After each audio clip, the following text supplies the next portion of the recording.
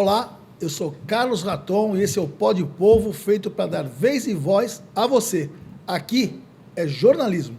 E à minha frente hoje, uma pauta bem interessante. A Câmara nas Fardas. Eu estou aqui vou conversar hoje com o ouvidor da Polícia Militar do Estado de São Paulo, Cláudio Aparecido da Silva, e o advogado Rui Eliseu de Matos Pereira. Muito obrigado pela participação de vocês.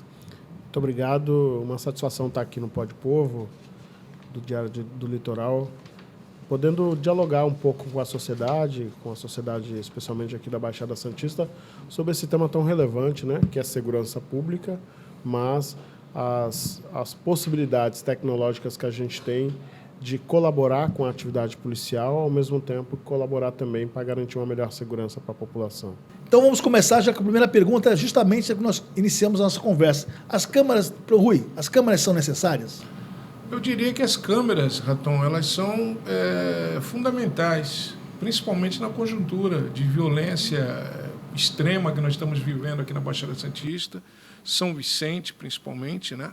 Mas a famosa, e eu digo sempre, né? Nefasta Operação Escudo, que se desenvolveu depois da morte daquele policial, dois meses atrás, mês e meio atrás. E as câmeras elas trazem simplesmente a verdade ao processo, à ocorrência. Então, a necessidade delas estarem funcionando, para mim, é fundamental. Isso é também na Polícia Militar, na Polícia Civil, é um consenso também? Elas são necessárias? A grande maioria dos policiais também é a favor? A ouvidoria da polícia, ela é um órgão autônomo em relação aos órgãos de segurança pública do Estado, né? E a ouvidoria da polícia é um órgão também de participação social, seja da sociedade, seja da população, ou dos policiais. Sim.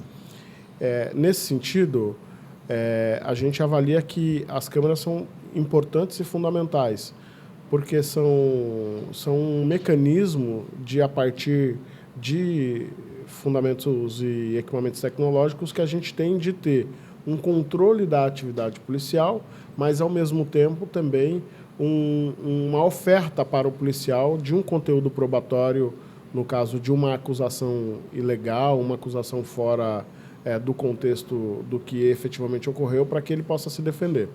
Eu não sei se quem está nos assistindo sabe, mas um policial militar em São Paulo é um dos estados que menos paga policial militar. A carreira, não só policial militar, como policial civil e científico, nós muito pouco valorizamos os nossos policiais. As nossas carreiras policiais são muito desvalorizadas. Isso faz com que os nossos policiais ganhem muito pouco. O que ocorre é o seguinte: às vezes um policial é acusado injustamente de algum crime que ele não cometeu. Sim. E ele acaba abrindo mão de um carro, de poupança que ele tinha feito para poder garantir a compra de um imóvel, às vezes até de uma casa, para poder se defender num processo que muitas vezes ele foi injustiçado. Exatamente. As câmeras dão para ele a possibilidade de ter uma defesa imediata e cabal, sem necessariamente ter que despender de grandes recursos para poder ter que pagar uma defesa de um advogado nesse sentido. Então, as câmeras elas são importantes para os policiais, né, em autodefesa dos policiais, inclusive em relação aos ataques e a mortes de policiais, ela também apresenta um resultado, mas ela também são importantes para a população, para a gente ter um controle também dos policiais que querem praticar ilegalidade, que são a minoria, inclusive, diga-se de passagem, a minoria, e eles não vão conseguir a partir da câmera. E é importante também dizer que a política de segurança pública é uma política pública. Em sendo uma política pública, os atos do servidor público eles precisam ser públicos, né? Então, a Câmara também dá essa dimensão da política pública, né? De que o ato do servidor público, seja ele policial, seja ele professor e tal, ele é um ato público. Então, é fundamental deixar transparente a oferta de política que está se oferecendo, e a segurança pública, pela natureza do tipo de política, é fundamental que seja uma política transparente e pública. Então, Cláudio, na verdade, você está me dizendo que é o seguinte, que as câmeras, de outros, né, além de ser economicamente importante para o policial, no momento que ele é processado, ele valoriza o bom profissional, o bom policial. É isso, né? Rui? Exatamente. Exatamente. Eu queria apenas fortalecer aquilo que o ouvidor Cláudio acabou de falar, que as câmeras elas são duas vias.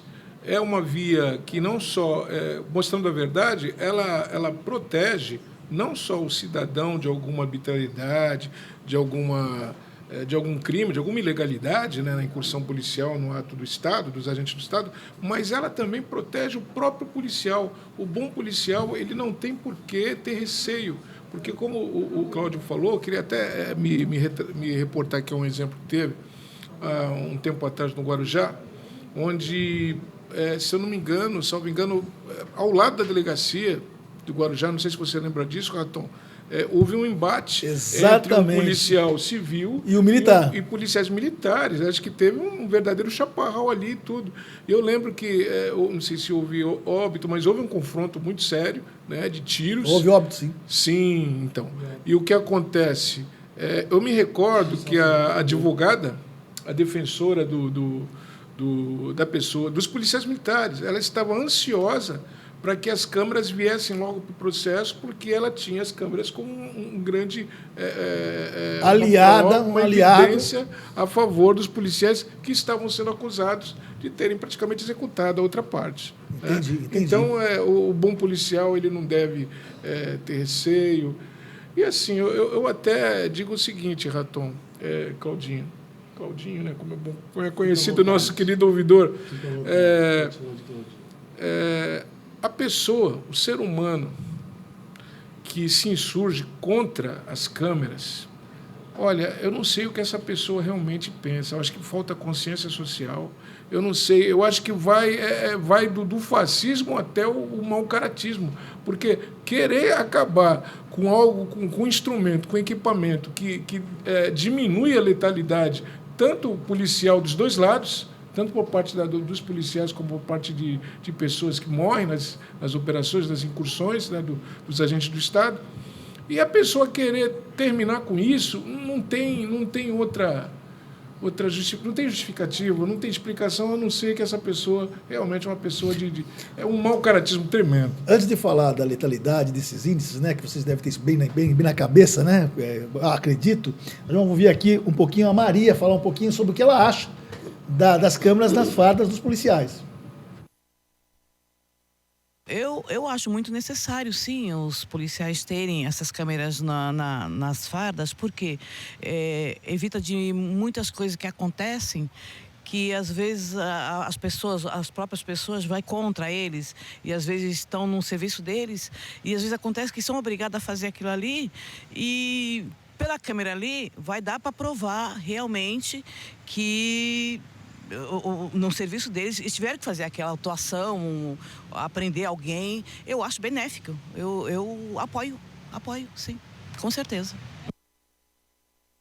Cláudio, me explica uma coisa. Você deve ter, mais ou menos, vocês devem ter isso, Rui, também nos ajude aí. Mas quais os índices antes e depois das câmeras?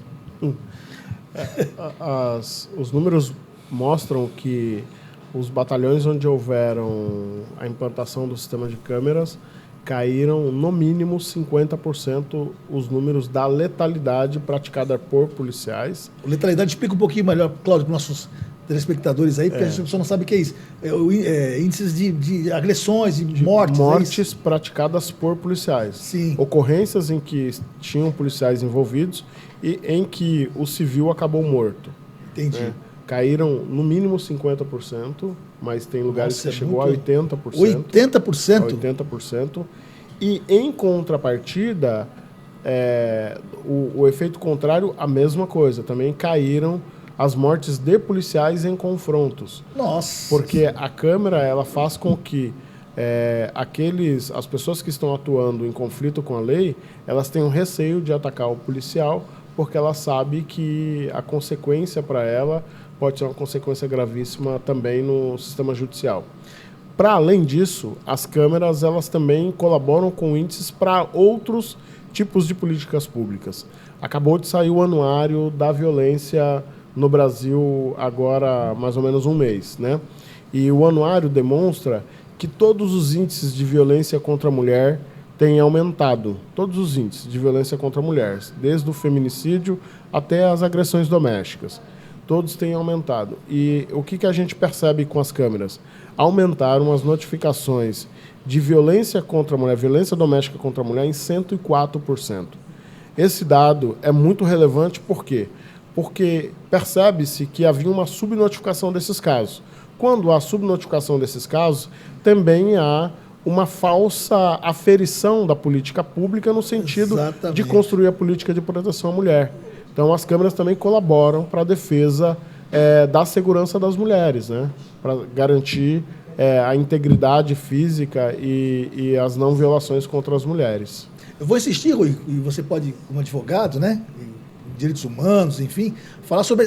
Eu vou insistir nessa questão econômica, que ele me falou, que o Cláudio nos falou aqui, que é muito importante. As pessoas, hoje em dia, tem um custo muito alto você, né, se defender na justiça. Para quem não tem, né, um advogado, para quem precisa do advogado, enfim, é custo alto. E as câmeras, como o Cláudio falou, elas evitam justamente que isso vá para o judiciário e o policial perca dinheiro, né, perca bens, né, fique com dificuldades financeiras. É isso, Rui?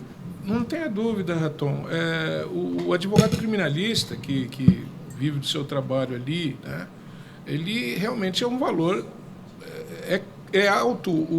Os honorários são altos, são caros, né? A não ser que ele seja uma pessoa rica ou que seja um ativista de direitos humanos e faça tudo pro bono, que é muito, muito raro.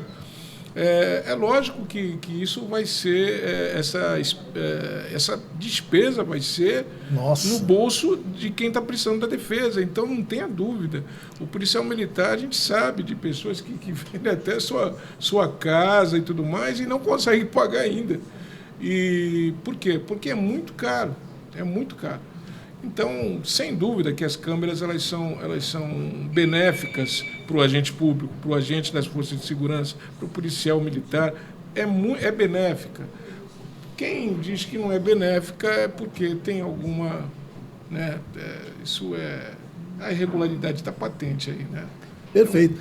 Antes de continuar a nossa conversa, que está bem bacana, bem esclarecedora, por sinal, nós vamos aqui ouvir o Gabriel, também nas ruas, falar um pouquinho sobre o que ele acha das câmeras das fardas. Acredito que seja benéfico, sim, as câmeras nas fardas dos policiais, que pode trazer um benefício da dúvida, né? Se ocorrer algum problema ou se ocorrer alguma coisa duvidosa. Sendo assim, a gente pode tirar a conclusão, né, de se foi benéfico ou não para o policial, para a população, o indivíduo que esteja sido agravado ou alguma coisa do tipo. Impressão, Rui. Sinceramente, fui surpreso. Nós fomos para as ruas e pensamos que as pessoas iam ter resistência. Falaram, não pode ter câmera, não pode ter câmera. Lembra que nós fizemos essa questão lá atrás, o Diário falou sobre isso, e todo mundo ia no jornal e lascava o pau na matéria, falava, o policial não pode ter câmera. Eu estou vendo que a população já entendeu a importância das câmeras. E eu queria, Cláudio, me perguntar para você que é ouvidor, e você deve saber um pouco também sobre isso, a questão do seguinte, para o policial militar, às vezes para o comando da polícia, quando acontece um absurdo, que ele é acusado, que você falou, de cometer uma arbitrariedade, ou até um crime, ou até uma agressão, o comando já vai logo na jugular do PM, né? O PM é muito fácil, né? Ele pega assim, não preciso nem discutir. Pega a câmera e mostra, acabou o problema para ele ali, mata no nascedor o problema. Exatamente. Ainda na fase de apuração preliminar, você resolve o problema. Exatamente. Não é nem instaurado o inquérito policial militar, que aí ele teria que ter uma defesa constituída e etc. Ele já nasce ali no nascedor, ele já resolve o problema e aí ele não tem que ter aí um dispêndio de recursos próprios para poder fazer uma defesa de um caso que ele efetivamente é inocente. E ele resolvendo isso rápido, né? O próprio comando, isso tira da psicológico dele bacana, né? Porque você já sai, né? É difícil dormir, o policial militar, deve ser difícil dormir sendo acusado injustamente. Deve ser difícil dele, para ele dormir. Tem outros aspectos. Em geral, quando um policial militar ele começa a responder um crime que tem algum determinado nível de gravidade, ele já é afastado das ruas, já vai para o administrativo ou é afastado mesmo da função. E aí o que acontece? É menos policial na rua Então, isso tem um custo para o Estado, tem um custo para as pessoas do ponto de vista da segurança pública como um todo, é um policial a menos na rua, etc, etc.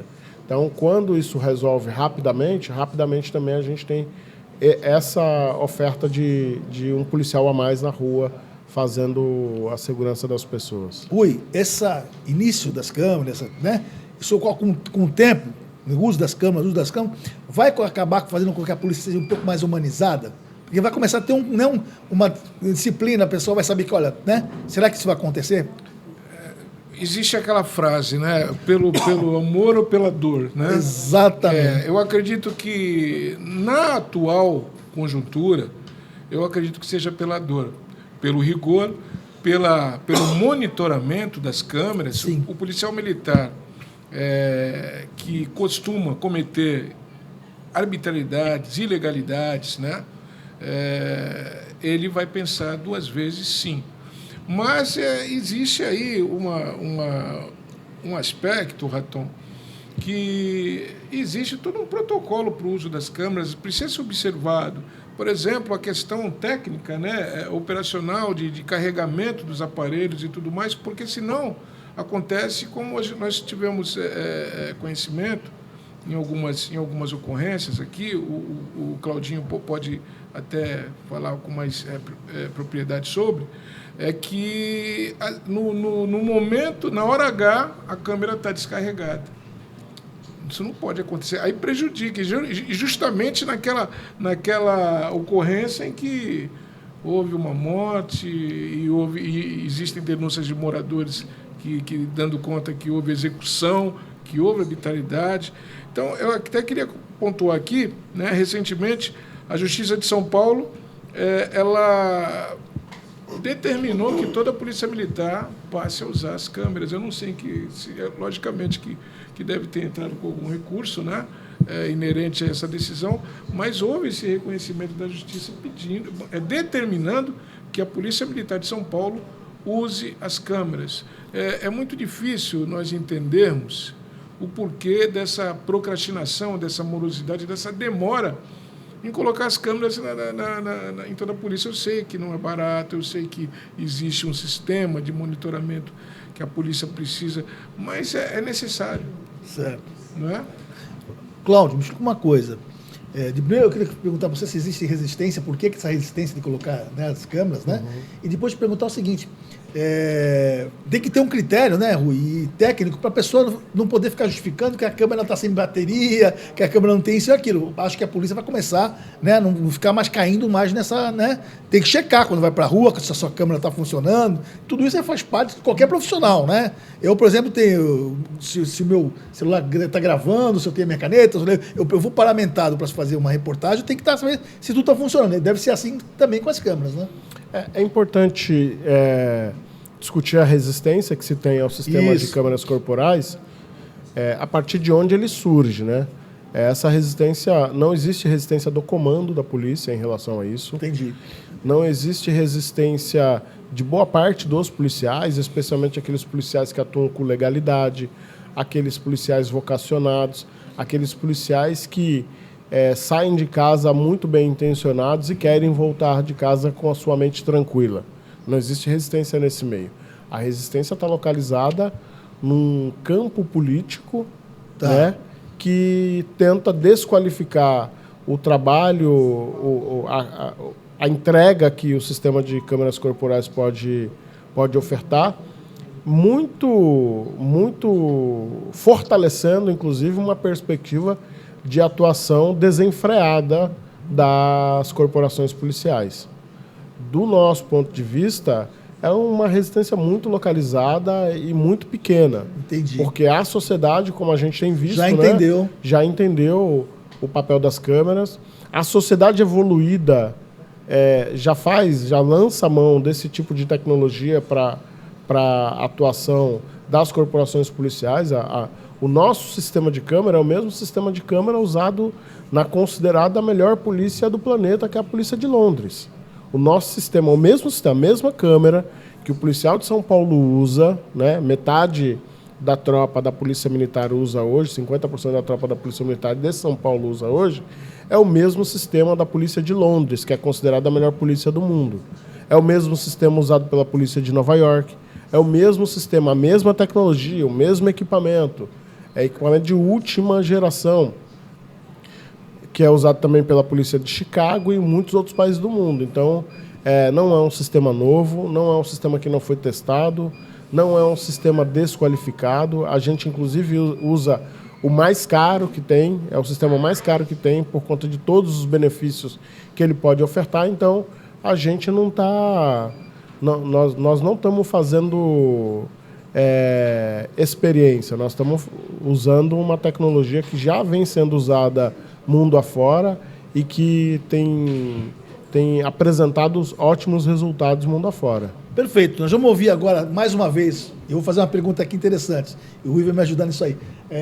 O Igor vai falar um pouquinho do que ele acha sobre as câmeras.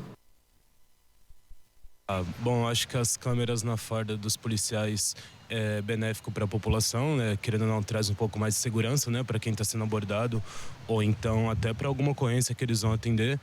Mas também, de certa forma, não é tão benéfico assim, que a gente sabe que tem muita coisa que não deveria ser feita, né? Então, acho que essas câmeras também podem ser usadas tanto a prol da população tanto como contra também.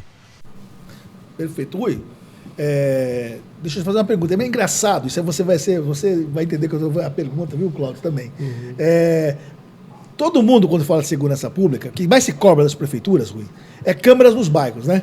Eu quero uma câmera aqui na minha rua, eu quero uma câmera no frente do meu comércio, eu quero uma câmera não sei aonde, eu quero uma câmera aqui lá, pá, porque aqui tem muito crime e tal. Aí o cara aceita e quer a câmera mostrando, né? A frente da fachada do comércio dele, a rua dele, tudo. Mas nos policiais os caras não tem...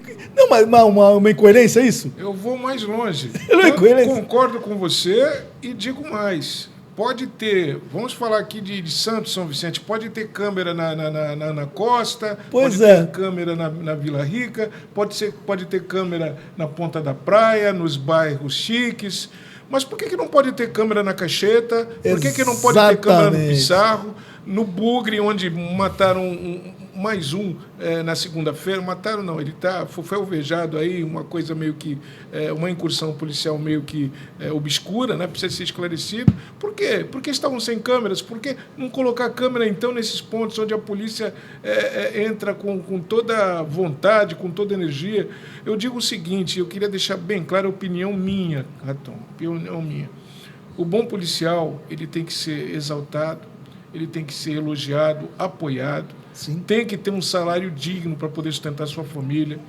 O bom policial tem que ser assistido. Se ele tomba na luta contra o crime, ele tem que ser assistido, a sua família imediatamente, assistido pelo Estado. O que o Estado tem que fazer é assisti-lo no aspecto da previdência, aposentadoria, o mais rápido possível a família dele quando ele tomba. Não ser promovido aí uma retaliação até por maus políticos, inclusive maus políticos da nossa região, que promovem aí um verdadeiro insuflamento, né? Um verdadeiro estímulo à retaliação. Houve, por exemplo, quando aconteceu, infelizmente, a morte do policial aposentado lá na Náutica, né? Nesses últimos dias, um político da região dizendo, olha, já telefonei para a Rota, para o DERIT, para o secretário, dizendo, está voltando a Rota. A Operação Escudo vai, porque eles vão ver só, insuflando uma violência, quando ele deveria, como parlamentar, pedir que seja colocado as câmeras e dar um outro tipo de apoio. Não, para mim, na minha opinião, isso é promover a violência. Promover. Então, já que querem câmera em tudo quanto é lugar, por que também câmeras nessas comunidades, nessas quebradas? Né? É isso, Cláudio? A percepção que a gente tem é que tem uma parte da sociedade que acha... que segurança é para alguns e não para todos. Exatamente. Existe um pedaço da sociedade que tem alguns direitos e existe uma parte da sociedade que tem todos os direitos. Né? É que nem falar, Cláudio, desculpa interromper, mas achar, né, Rui, que as periferias, os bandidos só estão nas periferias. Isso é um grande erro, porque os bandidos mesmo de verdade estão na alta sociedade. É o que Exatamente. comanda a alta sociedade. Os famosos Exatamente. peixões, né? Os peixões. E se você for fazer todo o ajuntado do PIB, quem Certo. mantém isso aqui em pé é a periferia. São os Exatamente. trabalhadores, os pobres, as pessoas que trabalham e pagam seus impostos retidos na fonte, retidos a partir de uma compra ou de outra compra, porque a burguesia consegue tem discernimento e consegue todas as condições possíveis para conseguir não pagar seus impostos, né? Cláudio, vamos falar um pouquinho da Operação Escudo, é inevitável, né? Eu sei que você teve à frente dessa, né, de apurar tudo que está acontecendo na Operação Escudo. O Rui também tem informações importantes.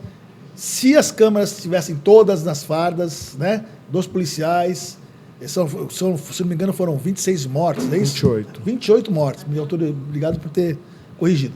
28 mortes, né? A gente sabe, não está se discutindo aqui o que aconteceu de verdade, que está se apurando ainda, na verdade, né, Cláudio? Mas com as câmeras nas fardas seria diferente? Tenho certeza absoluta que seria diferente e quero discutir um pouco antes disso. Porção. O contexto de deflagração da Operação Escudo. O policial Patrick Bastos Reis, que, ao que nos consta, era um bom pai, um bom filho, um grande policial, uma pessoa vocacionada, uma pessoa que fazia o seu trabalho com maestria, que a gente lamenta muito a morte dele. Esse policial, ele foi assassinado no dia 27, uma quinta-feira, por volta de 23 horas. Às 10 da manhã do dia 28 estava deflagrada a Operação Escudo. Houve tempo para planejamento da Operação Escudo? Houve tempo para se pensar a topografia da região onde haveriam aquelas incursões, para garantir proteção para os policiais e garantir proteção para aquelas famílias?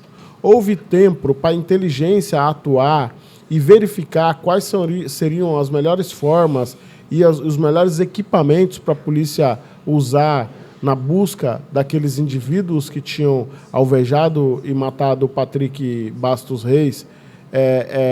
Houve tempo para isso tudo?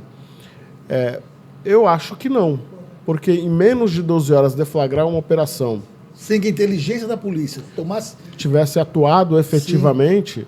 E outra coisa, é importante, primeiro que a polícia e o Estado de São Paulo dispõem de todas as condições tecnológicas e intelectuais necessárias para atuar num caso desse. Perfeito. Né? Então, a polícia, o Estado, ele não pode agir com sentimento de vingança. É isso que eu ia tocar, Cláudio.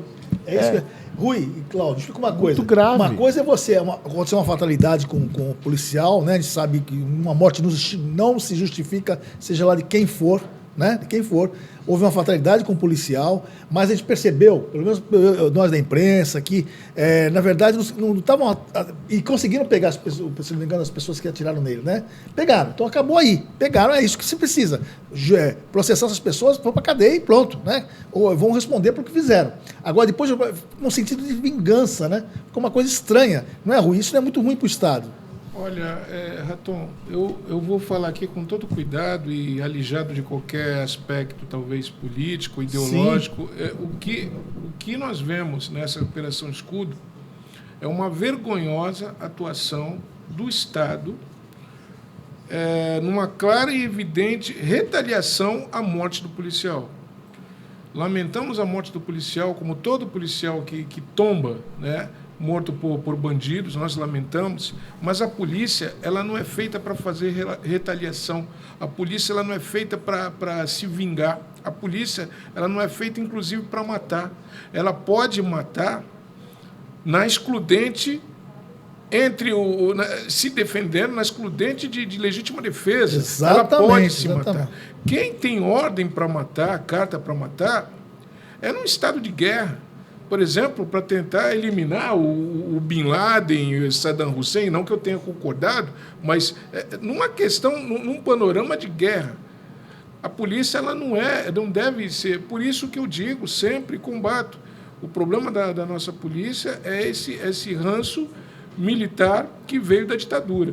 Não tem como não abordar isso. Então, para mim, o que deveria ser feito, como o próprio ouvidor Claudinho acabou de falar, tem condições, sim, o Estado de São Paulo, o Estado mais rico, o Estado mais preparado, de investir na parte da inteligência policial. A Polícia Civil, infelizmente, ela está sucateada. Está sucateada. Por tanto tempo, Raton, um IML apenas atendendo essa região metropolitana toda da Baixada Santista. Isso é um outro problema. Agora que diz que vai abrir um outro, também eu não acredito, só acredito vendo. Mas, enfim, a Polícia Civil, faltando delegados, faltando escrivães, faltando investigadores, a gente chega para fazer uma ocorrência ou para acompanhar um cliente, para ser ouvido numa delegacia. Se não houver flagrante, a gente é atendido. Senão, não dá, porque é um escrivão só, às vezes, para uma delegacia inteira. Então, como que a Polícia Civil, que tem atribuição natural, original, de investigar, vai investigar? No caso desse policial, tinha que ser feito uma inteligência, uma investigação, e iam chegar, assim, à identificação e prisão, sem precisar ocorrer essa desgraceira toda, essas mortes todas que ocorreram sem... Isso não está nem explicado, a não ser que claramente houve arbitrariedade, legalidade, né? Eu ouvi falar, né? Rumores de que não chegaram as imagens quando o Ministério Público pediu. Então, assim, o meu desejo é que seja apurado cabalmente, não só os autores, mas principalmente de onde partiu a ordem. De onde partiu a ordem. E isso engloba até o maior cargo do Executivo do nosso Estado. Perfeito. E é importante também levantar alguns fatores que podem ter sido determinante para esse resultado, né, 28 mortes, que é o fato de a rota, há 40 anos, não perdia um homem em patrulhamento. 40 anos. Em patrulhamento, há 40 anos não perdia um homem em patrulhamento. Você pega os policiais tomados por forte emoção. A rota é o principal, o batalhão de elite da Polícia Militar de São Paulo. Você pega os policiais tomados por forte emoção, num contexto de nenhum planejamento, nenhuma transparência, nada, e coloca naquela condição ali, você está determinando o que vai acontecer, efetivamente. Ou seja, pode então, tudo, façam tudo que tem que ser feito. Essa ideia que sempre falam, né? Concordo e aí, muito. Já viu. Concordo muito com o Dr. Rui que, para além das autorias efetivas, a gente precisa discutir por que o gestor público tomou a decisão de colocar os policiais naquela condição ali, tomados por forte emoção e etc, etc. Então, a gente precisa efetivamente que tudo seja apurado tintim por tintim para que a gente dê as respostas que a sociedade precisa. Desses 28, eu tenho conhecimento de 3 que não eram nem da Baixada Santista. Nunca estiveram na Baixada Santista, com exceção de um que já teve na Ilha Bela. 3 pessoas que eram pessoas que viviam em situação de rua em São Paulo, dependentes químicos, que surgiram repentinamente na Baixada Santista como traficantes ultra perigosos. Ou seja, estavam em local e horário errado, né? No momento. Agora, ninguém explica como que eles chegaram aqui, porque eram pessoas que tinham problema com dependência química em São Paulo. Uma delas, a mãe viu ela no dia que ela desapareceu. Meu Deus do céu. O outro era de São José dos Campos, não conhecia ninguém na Baixada Santista. Não tinha um parente, não tinha uma razão para vir para a Baixada. E sequer eram conhecidos nas comunidades onde foram encontrados, mortos. Exatamente. Não eram conhecidos. Quando eles tombaram naqueles territórios, os próprios moradores disseram, não, tem uma pessoa lá que eu não conheço. Eu não sei quem é aquele rapaz. Como que ele apareceu ali? Cláudio e Rui. E vou um pouco mais além. Eu, no Guarujá, né, eu vivo aqui no Guarujá, em Santos, né? E eu percebi no Guarujá um efetivo muito grande do ostensivo, né? Aquele negócio pesado, na época que estava acontecendo o negócio.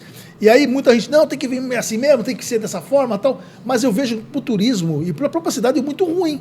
Porque uma cidade que está sendo cercada pela polícia de tudo quanto é lado, quem quer ficar numa cidade dessa, Rui? E, Cláudio, mas é uma coisa.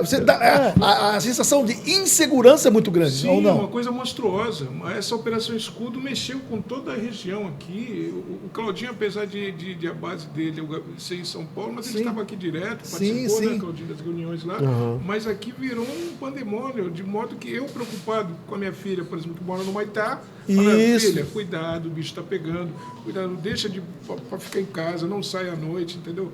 Eu conheço pessoas que vieram me relatar que saíram do Guarujá, professor aposentado, que mora no Guarujá, saiu do Guarujá e falou que não volta para o Guarujá enquanto a polícia não sai do Guarujá. Olha aí, tá vendo? Assustado. Foi lá para Bauru.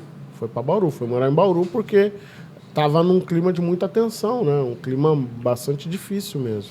Bom, eu vou estar no fim do nosso podcast. Eu agradeço muito, Cláudio, por você ter vindo de São Paulo aqui só para o meu programa. Isso é muito, muito, muito agradecido mesmo. Rui, para variar, sou um fã seu, sabe as suas lutas. Eu sou um fã seu também. Suas lutas por direitos humanos, sua luta por justiça. E fica à vontade, cada um de vocês dois, mais um minutinho, falar o que vocês quiserem. Fica aberto. Rui. Okay. Eu vou aqui agradecer mais uma vez, né, a oportunidade de estar aqui ao lado do ouvidor da Polícia de São Paulo, do lado do jornalista Raton. E vou falar o seguinte, com relação às câmeras, se em determinadas situações, você que mora na comunidade, você vê que está acontecendo alguma arbitrariedade, procure filmar com seu celular, sim, tá? De uma forma, se possível, discreta, né? Não se expondo muito, filme e procure a ouvidoria da polícia, procure o Ministério Público, não é? Procure a OAB de São Vicente, por exemplo, né? Eu espero que a OAB realmente passe a protagonizar a defesa dos direitos sociais e dos direitos humanos, né, na cidade de São Vicente e todas as subseções das outras cidades. Mas é isso, eu estou agradecido, muito obrigado. Aliás, Rui, você falou uma coisa importante, a OAB, um dia eu vou trazer a gente aqui para falar da OAB, porque a OAB está complicada a situação, nas OABs em todas as cidades, né? Eu vejo a OAB como um importantíssimo órgão, né, de defesa do advogado, mas eu acho que a OAB tinha que ser um pouco mais proativo em certas coisas. Eu né? tenho orgulho de ser advogado, de ser inscrito na Ordem dos Advogados do Brasil, mas realmente a OAB precisa protagonizar a sua premissa. Exatamente. Cláudio, à vontade.